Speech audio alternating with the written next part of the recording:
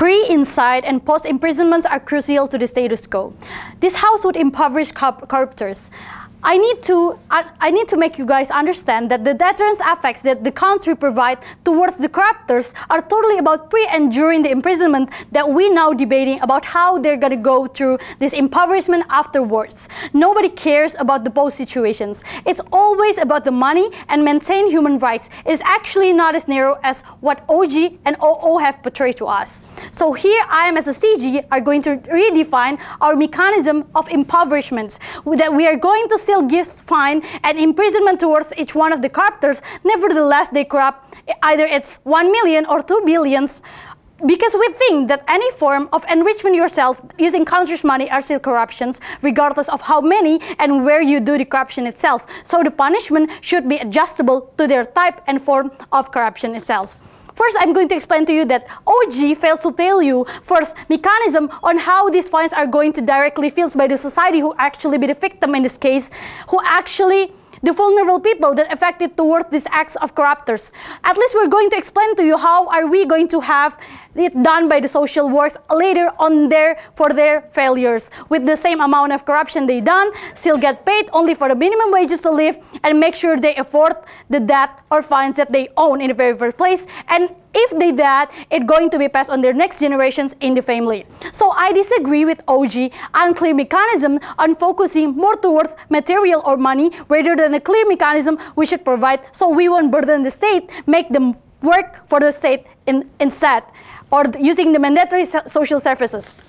First, impoverished in our side of the house means first, pre-imprisonments that we're going to freezing their accounts, assets. During imprisonments, we're going to make these limited social activities, meeting families, acquaintances are not going to be allowed, ban any privilege for nice room, etc. Build impoverished tastement that I'm going to explain to you later. Social works during the imprisonment, and then the most important, post-imprisonment. First, they are going to be banned to an important positions or any political benefits. Second, countries going to give them mandatory social service for a certain period of time in order for them to pay back directly to the society, still works and pay for the debts itself.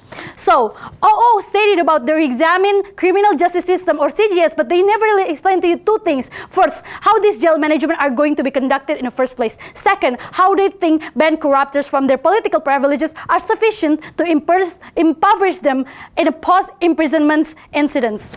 OO talked and explains a lot of how these corruptors is also a human being, that these are human rights and mechanisms, whereas our side of the house have give justifications on how we should impoverish them, not by making it a death penalty. Or basically talk about poverty leads to death penalty, or making them pay that much would only making our state suffer, and the innocent ones, which is the family, are the ones who will suffer. But on our mechanism, by making this fine still 150% with the type of the corruptions adjustable and still making them works during the imprisonments without getting paid, and after the imprisonment only for minimum wages, and make the fine status as a debt would be a great options to make sure that they couldn't escape what they own, and directly to the society they are able to see and the impacts are actually real. For example, the corruptors corrupt 10 billion of money other than we have in the status quo right now. We're going to make them 10 years of mandatory social services for the state under supervisors, not giving them any important position, especially in politics.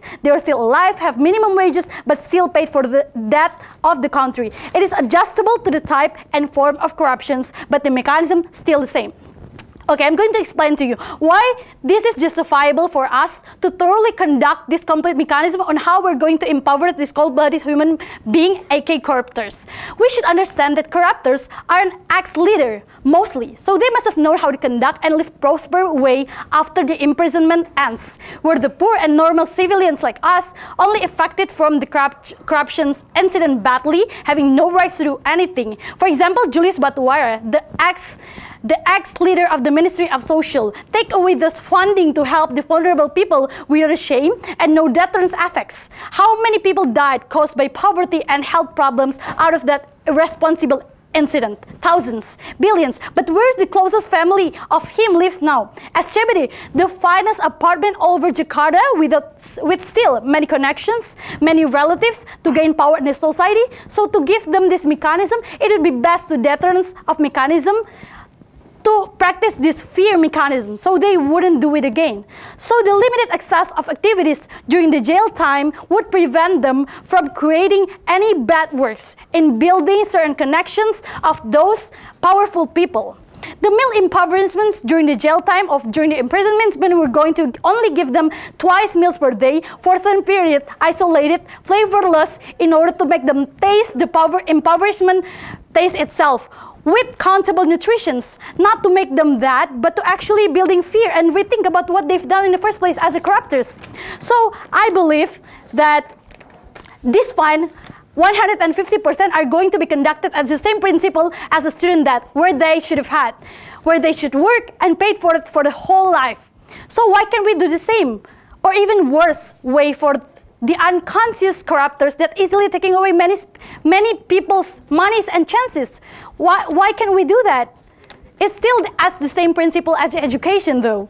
So second, how they're going to get a job with an ex-prisoner status, as OO asked. We're going to make them work for the state under certain period of time, mandatory social services, in order for them to gain better CV to work afterwards, but still suffering from the punishments in during and post imprisonments. We're going to make sure that the complete period of time won't be able, the corruptors won't be able to taste any prosperity over again. So in our side of the house, in the government, we explain better mechanism on how punishment towards corruptors works pre, during, and post imprisonments that's adjustable to the type and form of corruptions. And we give you better mechanism and justification on how these corruptors are actually still prosper in the status quo, other than the OG itself. The opposition side of the house, they didn't explain to you how rehabilitation actually is going to work better than preventing this cold-blooded human being. I do believe as an CG, we explain a lot regarding how to actually impoverish all layers of corruption. There is no type specific, such as minimum 1 million for the OG, because any form of corruptions are giving the same impact to the society. Probably 1 million is a small amount of money generally, but in rural areas, we should know that 1 million worth a month of living costs. That is why the OG mechanism are easily to be tackled by our side of the house, and that's why CG should win. Thank you.